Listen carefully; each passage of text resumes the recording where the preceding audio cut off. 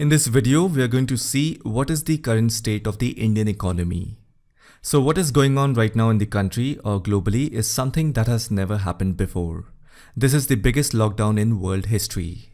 I don't know how many of you know this, but in the March of 2020, the stock market had faced the biggest crash in the history. It began on 28th February 2020. From 24th to 28th February, stock markets worldwide reported their last 1 week declines since the 2008 financial crisis. And then in the early March, we saw the oil price war between Russia and OPEC countries led by Saudi Arabia. After that, the whole pandemic fear forced countries to go on full lockdown by the end of March. And if you want, you can read more about it on Wikipedia 2020 stock market crash. If you're a person who knows about it, then you are a well-read person. But if you're not aware of it, that's alright because everybody was quarantined at home by the end of March, practicing social distancing, personal hygiene, etc. And I'm going to be very honest about it. I'm just going to lay out my thoughts. Please don't misjudge me. Please do not form any wrong opinion or conclusion. But you have to agree with me that there is something fishy about this whole pandemic crisis. I mean, literally the whole world was shut down and it is still going on in many places. But on the other hand, if you see America, it has the highest number of deaths due to this pandemic. But they did not shut the economy. In India, the government had announced a total shutdown. Many of the states are still on a complete lockdown. And you must have also noticed that in India from past 4 months, both the central and state governments have indulged in micromanaging the crisis by adding new levels of bureaucracy and laws. So if I have to summarize the government's activities from last 4 months, they have basically reset the society in almost every aspect. In history, we follow the time in terms of before Christ, BCE and AD, which is Anno Domini. Likewise, the new timeline from 2020 seems to be before Corona, BC and after Corona, AC. Have a look at this image. You will be able to relate these changes that will significantly shape the world going forward. So anyhow, the March 2020 stock market crash is a real thing. You can read about it and learn more about it. Now, if you want to know the current state of the economy and if you want to make sense of everything, please focus on the macroeconomics. What I mean by that is read about the governments of big countries. What are they doing on macro level? If you learn about what they are doing, you can connect the thread and understand what's going to happen to India. Basically, if you see, the world is printing money. The American Central Bank is doing it, the US Federal Reserve. Do you remember in the month of March, the US government announced $2 trillion stimulus package? Where do you think the money is coming from? Basically, the central bank is printing money. Now, when I say printing money, what I mean is that it creates digital dollar credits that are as good as cash. But still, small fraction of the money still has to be printed in hard paper cash. But otherwise, most of it will be in digital number. When you add more money into the financial system out of thin air, always remember that it gets added to the existing national debt. And every country has debt which keeps accumulating year after year. For example, the United States already has $23 trillion as national debt. Now you need to add this $2 trillion stimulus package to it. And then you also have to pay interest on that debt. So the total cost of borrowing will go up over time. And if you notice, during this pandemic time, the interest rates are very low. It is not a terrible time to add more debt. That is why central banks of US Federal Reserve, Bank of Japan, European Central Bank, Bank of England, Reserve Bank of Australia, Bank of Canada, all are printing more money. After the 2008 financial crash, almost every major country's government's answer to any economic problems has been to print more money. In fact, if you look at the major currencies around the world in foreign exchange market, they are the United States dollar, then you have the euro, Japanese yen, British pound, Australian dollar and Canadian dollar. All are printing more money out of thin air to fund the losses during this lockdown. There's a term that is used. It is called helicopter money. As I said, every country has a national debt. Now, when you print more money and put it into the system, you are adding to the national debt. You see, whenever any government needs money, it only has 2 or 3 options. First, the government can impose austerity measures, that is cutting down on government expenditures. And the second option is a government can borrow money from both internal as well as external markets. Nobody will lend you money at less interest rate. So if a government borrows money, then the interest rate will go up. And the third option is the government will print money, lots of it, and it will keep injecting it in the economy. But always remember, even if you're printing more money, it will come at a cost. Actually, there will be two major problems. The first one is when you print more money, there will be more money in people's hand. If you have more money in your hands, firms will increase the prices of commodities, goods and services. That will lead to inflation, meaning price rise. At the same time, if the central bank can manage it well and stops printing money before inflation becomes an issue, then I don't think there will be any major problem. If inflation is not the problem, there's still another problem. Let's say the government knows when to stop printing money, and inflation is not going to be the issue. There will be another problem, the national debt will increase. It doesn't matter if you borrow money or you decide to print the money, it will increase the national debt. Generally, the way governments pay back debt is by raising taxes or cutting spending. For example, when the US government announced $2 trillion stimulus package, this amount is going to be added to the national debt or public debt. And I think we all know how public debt is paid. The government is going to pay the national debt by raising taxes and also by cutting down government expenditure. But I don't think cutting down any government expenditure is the way because it needs political will. For example, one of the government expenditure is paying pensions to people who retire from government jobs. Now, how do you cut that expenditure? There will be nationwide anger, protest and strikes. This will hurt the vote bank. So cutting down on government expenditure is not the usual way. Usually the government look towards increasing the taxes.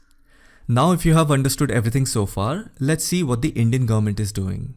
So far we know that the total amount of money that the Indian government has announced as a stimulus package is 20 lakh crore, which is as much as 10% of India's GDP.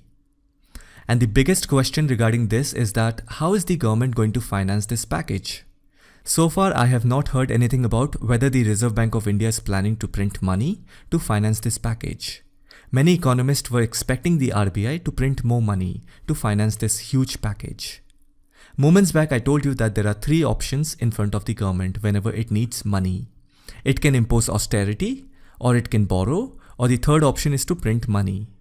So I haven't heard any news so far regarding RBI printing more money and following the footstep of other countries' central banks.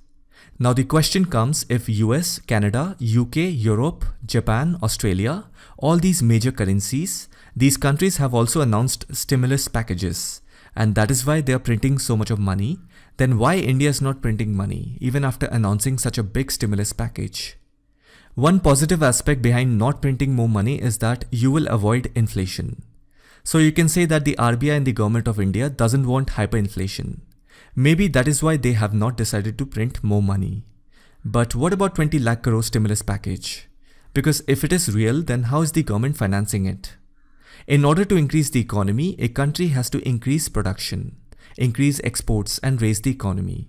But due to lockdown, we know many economic activities, if not all, were shut from last 4 months. So does it mean the government is borrowing money from internal and external market to finance this package? That also cannot be the case because if the government did that, then the interest rate would go up. And if you see right now, the interest rates are low in India. If India is not printing money, it is also not borrowing. So does it mean it is purely relying on cutting down expenditure? Yes, you can say that the Indian government has cut down its expenses, but still it is not going to be enough to support the stimulus package. So I'm going to leave it up to you to wrap your head around this and figure out how the government is financing the stimulus package. In terms of demand, the only currency that has the biggest demand in the world is the dollar. And we know that the United States Federal Reserve is printing a lot of money. And so is the case with other big countries' central bank. That means dollar is going to get stronger. Of course, printing more money is definitely going to add to their national debt, but then the demand for US dollar currency in the international market is high. So that will make the dollar stronger. If that happens, then all the big economies are going to get together in some sort of conference like the Bretton Woods, Plaza Accord or the General Agreement of Tariffs and Trade. My assumption is that they will get together and maybe they will erase the debts or change some policies or reset the entire system in some form or the other. Anyhow, when these big countries print so much of money in billions and trillions, and when the pandemic comes to an end, all these money will start to circulate in the economy. You will then realize that now there is a lot of money in the economy. When there is more money in the economy, that is how inflation occurs. At first, you will have deflation. From past 4 months, due to lockdown, we are facing a period of negative or stagnant economic growth. So right now we are in deflation period. But when the pandemic goes away and life becomes normal, that will be the time of inflation because there is so much liquidity. Inflation reduces the value of currency's purchasing power. Now coming to the Indian context. See, the Indian rupee is not a strong currency in the international market. So it does not make sense for India to print more money, because only those countries are printing more money whose currency has stronger demand in the international market. So there is no point of printing more money and adding more to the national debt. But if you look at the macroeconomic picture of India, when the pandemic comes to an end, businesses will start. Import and export will resume. So whatever we export from these big rich countries, we have to pay in their currencies. For example, if dollar becomes stronger, which it will, that means for India, it will be difficult to buy more of the dollar currency. This will affect our current account deficit. If you also remember, part of the 20 lakh crore package, the finance minister also spoke about providing collateral-free loans to the MSME sectors, which the banks are reluctant to give. Because a collateral-free loan is a loan provided to the borrower without any guarantee. So if the government is not printing more money, how are they telling the banks to provide liquidity in the form of collateral-free loans? It doesn't make sense, right? The banks will only lend that money if the government gives assurance, and that will be added to the national debt. So far, I have not heard any news or any article that says the government of India is printing money. The next option left is borrowing from internal or external market. Now, borrowing from external market is going to be very expensive because at this time, no country is going to lend you money at less rate of interest. Foreign investors have been pulling out and rushing to safer economies like the US, and they are unwilling to lend in times of such uncertainty. Now, Government of India has also approached several institutions like the World Bank, Asian Development Bank, and Asian Infrastructure Investment Bank for loan, and these institutions provide at lesser rate of interest, but the amount is not sufficient. The next step is to borrow money from internal domestic market. You must have heard about the disinvestment plans of the Government of India. The Government of India is actively privatizing many of the public sector undertakings.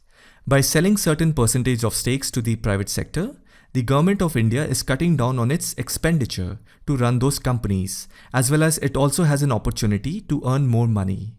Moreover, for the government to borrow the money from domestic market, first of all, the domestic market should even have that kind of savings.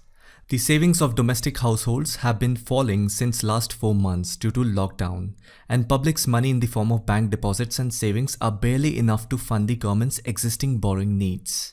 So there isn't enough money in the domestic market for the government to borrow. Moreover, if the government borrows more from the market, it will push up the interest rate.